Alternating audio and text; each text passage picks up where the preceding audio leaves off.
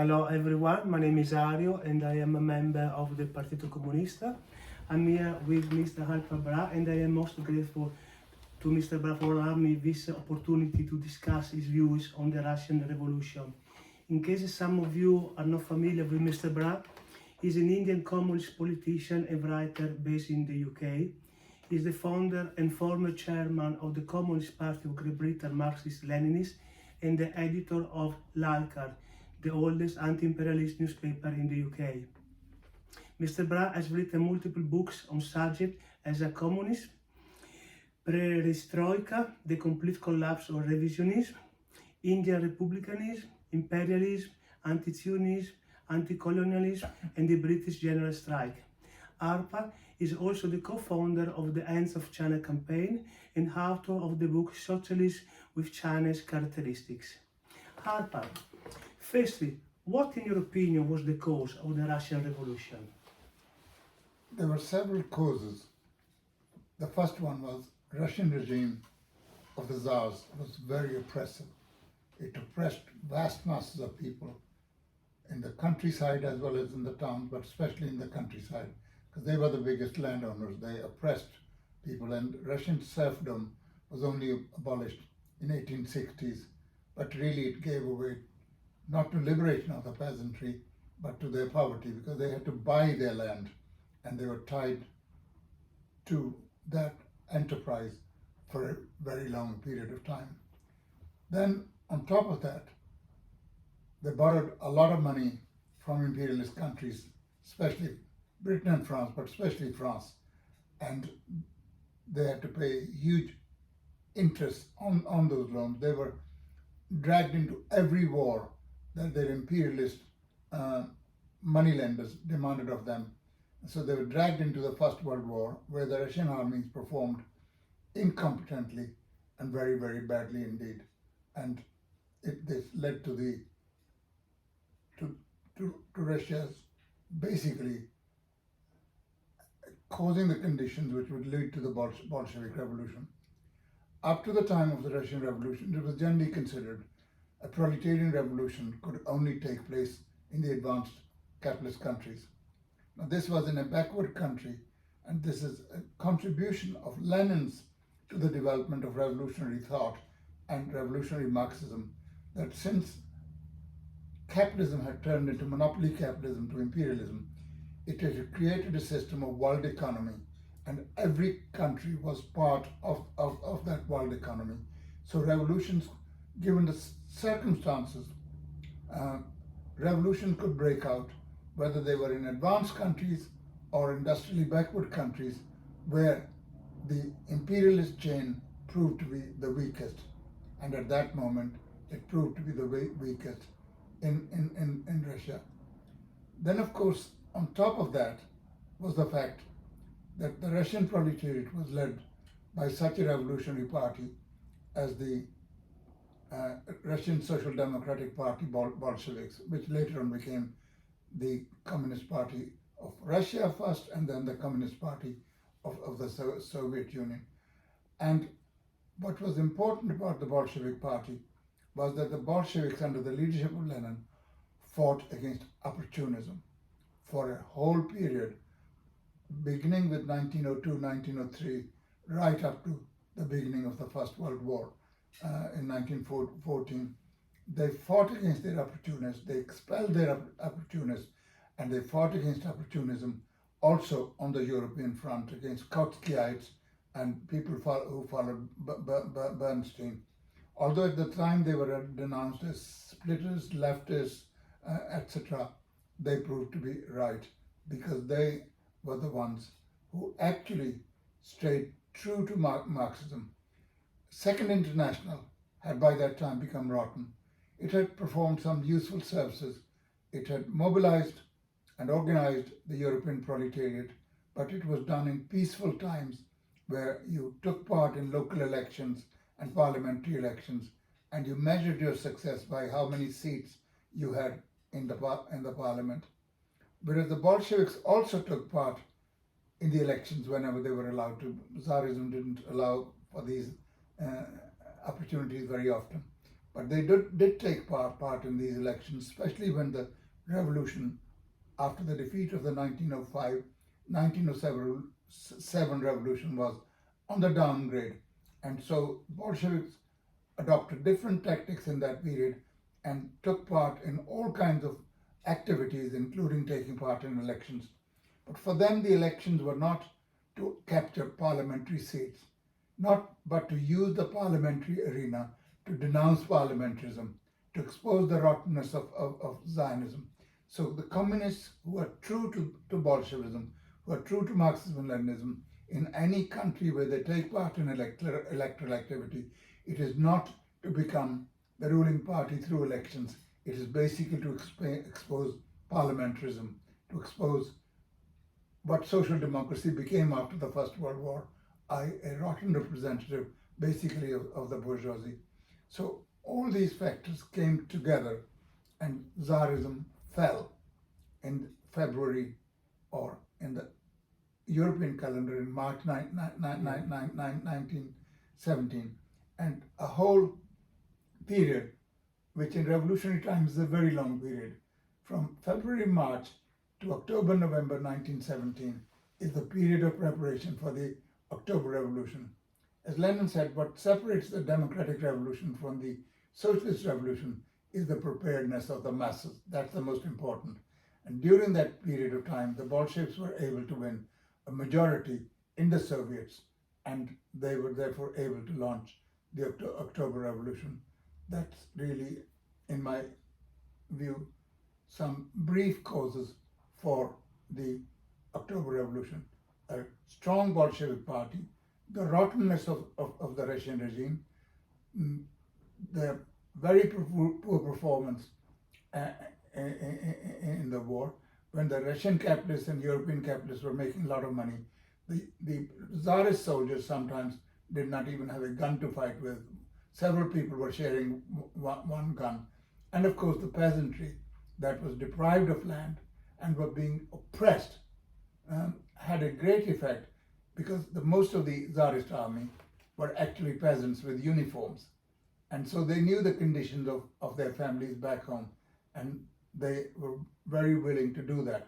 And of course the Bolsheviks had very important task in the army. They had units which propagated in the army. So they did not leave the army alone. They tried to influence the army. Without the army coming over to the Bolsheviks, there would have been no revolution. So it's a very important lesson for the communists that if they want to fight for revolution, they must somehow find ways of connecting themselves with the armies. It's a very difficult task. You know, you're not allowed near the barracks easily, even with a leaflet, let alone trying to go and influence them.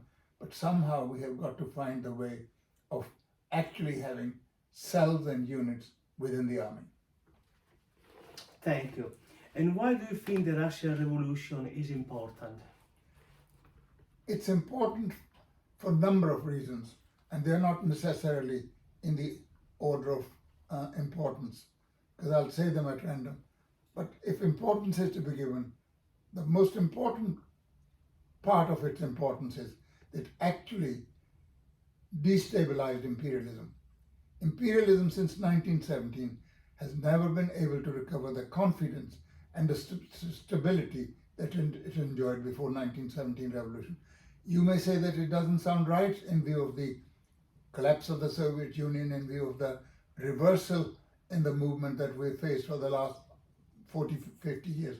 But nevertheless, it had a lasting influence. Imperialism has never ever been able to achieve that stability, and never will. It's an era, as Stalin defined, Leninism is the era of proletarian revolution and the downfall of imperialism. So of course history does not always move with the same speed with which we would like it to move, but it's moving all the same forward. You can look all around. You can see the conflict in Ukraine, neo-Nazi NATO's proxy war against Russia, or you can see what is happening in the Middle East, in what the Zionists are doing, with all their weaponry, with all their sophisticated army, with the support of all the imperialist countries combined.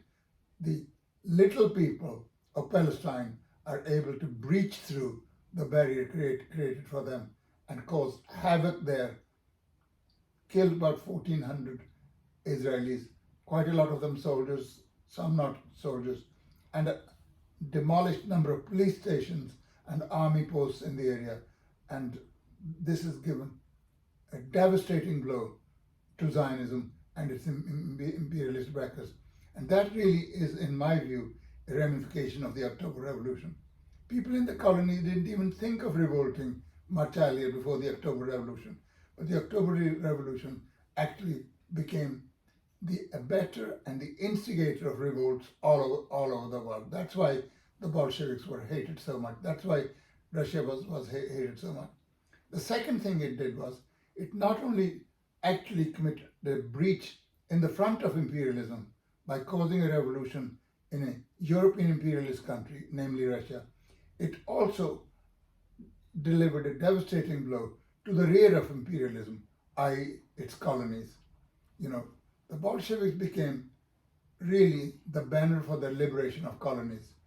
Before the October Revolution, the question of the nationalities, the national question, and national self-determination and liberation was confined to a few European countries, Poland, Hungary, Ireland, etc. The vast masses of the subjugated people in the vast continents of Asia, Africa, and Latin America were not within the purview of the Second International. But the Bolsheviks broke that barrier between the oppressed countries and imperialist countries by saying that the national liberation struggles of the oppressed people are a part of the world revolutionary movement. The two currents, the two forces, proletarian revolution in the advanced countries and the national liberation movements in the oppressed countries, have to join together to fight against imperialism. And Lenin never stopped saying that the revolutionary movement in the advanced countries would be a sheer fraud if the proletarians engaged in revolutionary work in imperialist countries were not closely aligned with hundreds upon hundreds of millions of colonial slaves who were oppressed by their own ruling class. Now that's a lesson that we have to learn, that when our ruling class tries to oppress the liberation struggles of the oppressed people, we are on the side of the oppressed people.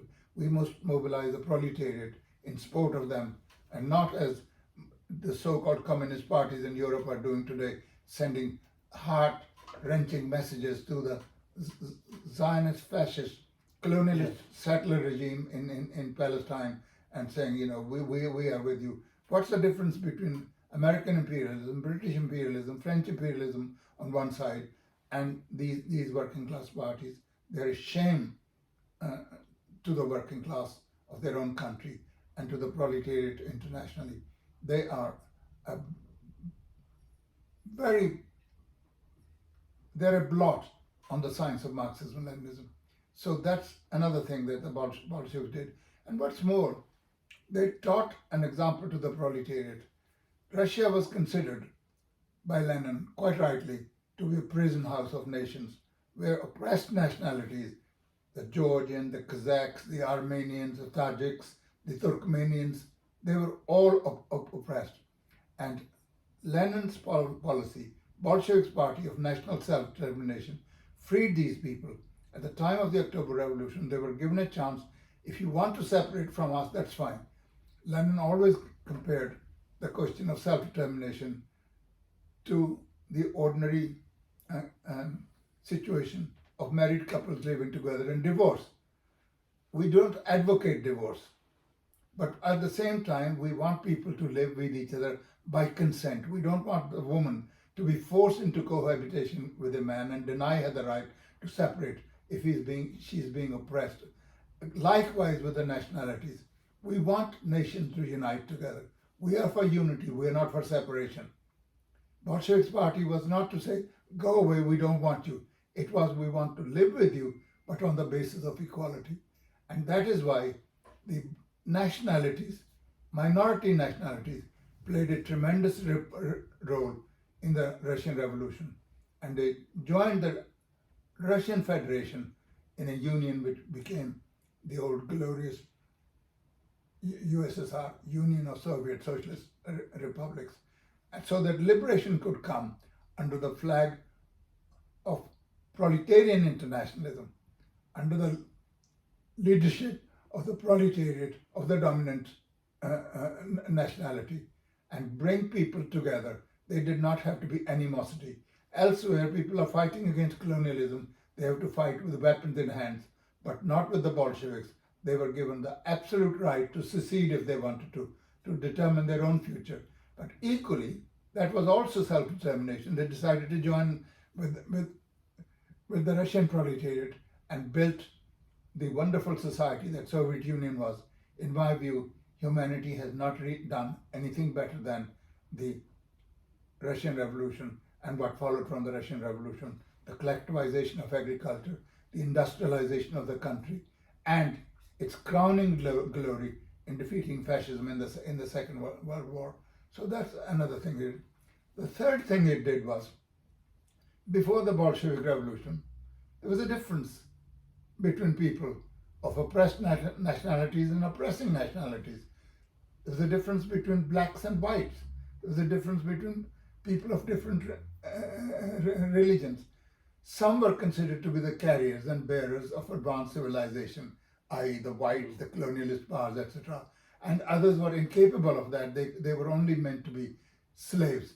The Bolshevik Revolution shattered that wall that separated the so-called civilized from the uncivilized, the blacks from the whites, the colonials from the colonizing powers, and it brought the whole idea of equality of nations, equality of peoples to a new state. Another thing it did was, it actually totally discredited the social democratism of the social democratic parties. It was a victory of Marxism over social democratism. It was the victory of proletarian revolution over parliamentarism. This and these are, in my view, some of the chief reasons why the Bolshevik Revolution continued to have such a sway. The bourgeoisie keeps on saying communism is dead. Well, if it is dead, there's no need to say it. You must have members of your family who have died, but you don't go every day around saying they're dead. We know they're dead, and that's the end of it. You don't, for example, say Napoleon is dead. Everybody knows Napoleon is dead. Sure. There's no need to say that. But precisely because communism will not die, it's the future of humanity, the bourgeoisie keeps on repeating this mantra, communism is dead. It's not dead. Just as the Zionists keep on saying, when we launch this operation, the resistance is dead. No, 3 years later, it crops up again. Until it succeeds, it will succeed. I'm not young enough to see it, but you will probably all see the destruction of the state of Israel. It has no future because it's a colonialist state built at a time when colonialism is no longer the fashion of the day, when colonialism is on the way out. So they cannot build that state. By stealing other people's land, by stealing their houses, by oppressing them on a permanent basis, how long can it last? Even those who do the oppression would get tired after a while. Palestinians have nowhere to go. The Zionists, every one of them holds a dual nationality. They belong to Brooklyn, they belong to Berlin, they belong to Milan, they belong to Paris, and Zionism is a movement which until the Second World War was not supported by the Jews. Overwhelmingly the Jews were against Zionism. They regarded the Zionist leaders as mad people. We had one member of the cabinet at the time, only Jewish member of the cabinet at the time that the Balfour Declaration was issued. He said it was an anti-Semitic document because it's telling Jewish people they don't belong to these countries, and that they belong to Palestine, with which they have no connection. What's more, if they went there, they'll be depriving the owners of that land of their land and be a source of permanent conflict. So, Bolshevik Revolution is not dead. It is actually a pledge of our future, and we must hold on to it. We must safeguard its legacy. And people who, after the collapse of the Soviet Union, deserted, they were cowardly. They were not very strong in principle. Just because a movement goes through difficult periods, you don't deserted. Otherwise, you are fair weather friends. You are not revolutionaries. You just think it's the fashion, or it's something you could gain from it because it's on the rise. Thank you. And how did the Russian Revolution affect the world? It changed the world completely. It had brought on to the agenda Proletarian Revolution, because the imperialists did their best to destroy the Soviet Union. Not just the Nazis, but the Western so-called democratic imperialist powers.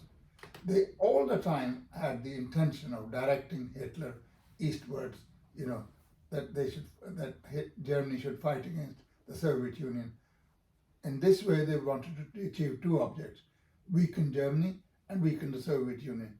Germany because it was a rival, powerful imperialist power, and Soviet Union because it was a hated communist country, and imperialism wanted to destroy it. It didn't work out, thanks to the preparedness of the Soviet Union under the leadership of Stalin and the extremely dexterous work they did in the field of diplomacy.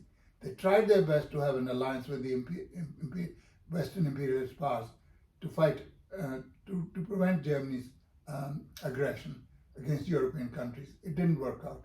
In the end, they had to fight against Germany themselves. And when Germany, in June 1941, attacked the Soviet Union became an ally of these imperialist powers. But at the end of the Second World War, which imperialists were fighting to defend their colonies, ended in a disaster for them. If the First World War had ended in a disaster that had brought the proletariat onto the scene, it brought the Russian proletariat to power, the Second World War gave rise to a whole socialist camp. Eastern and European countries joined the bloc and were soon followed by China, DPRK, Vietnam, etc. These countries joined. So by the time the Second World War was over, soon after that, 1/3 of the territory of the world and 1/4 of its population were under communist rules, and that was a most fantastic achievement of that revolution. And of course, very soon they were followed by liberation of, at least the formal liberation of the colonies, one after the other. The 50s, 60s, and 70s saw the independence of these countries. Yes, they did not manage to break the economic umbilical cord that tied them to imperialism, but it certainly laid the basis for them to move forward. You can see what is happening in West Africa now.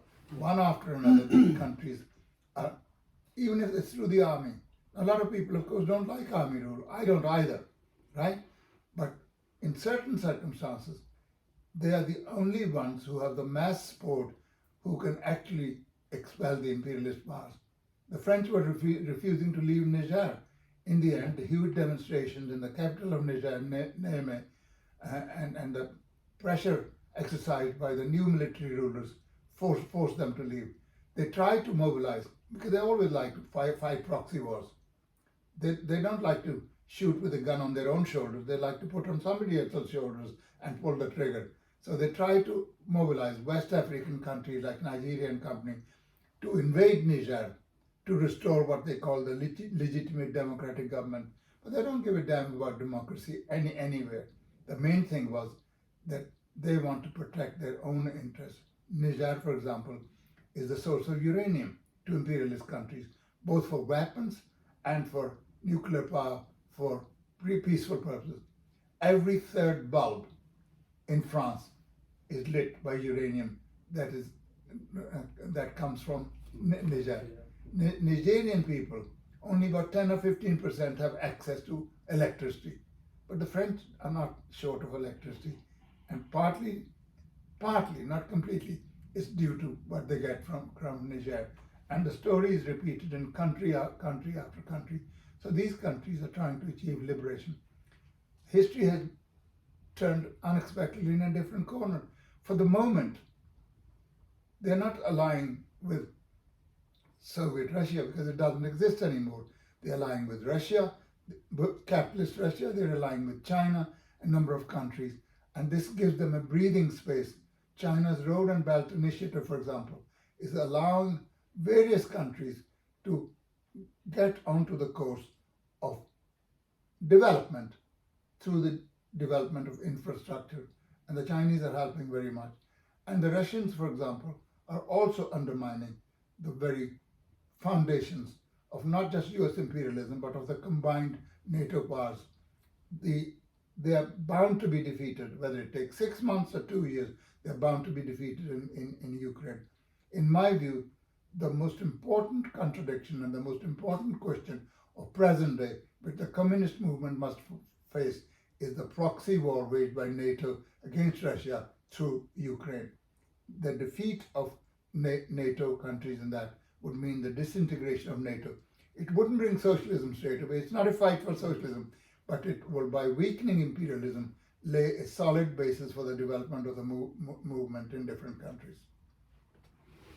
Thank you. And finally, if you were to compare the factors that caused the Russian Revolution with our era, is there today an ideal convergence of factors and characteristics that would lead to a similar outcome? As of today, Yeah. no, because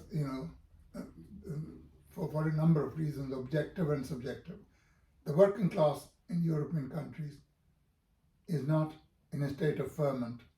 It's not active, it's passive. It's a sleeping lion. When it wakes up, it would be very powerful. But for the moment, it's nothing. It's not doing much. The working class is not in control of things, But as Marx famously said, and Lenin repeated that there are sometimes decades when nothing happens. And then there are days in which decades are encapsulated.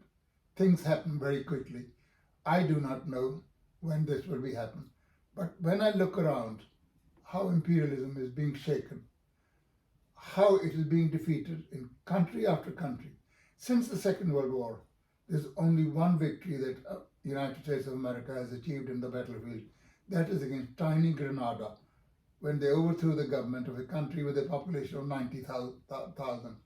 They lost the war in Korea, they lost the war in Vietnam, they lost the war in Afghanistan, they lost the war in Syria, they lost the war in Iraq, and they lost the war in Libya. They are winning in nowhere.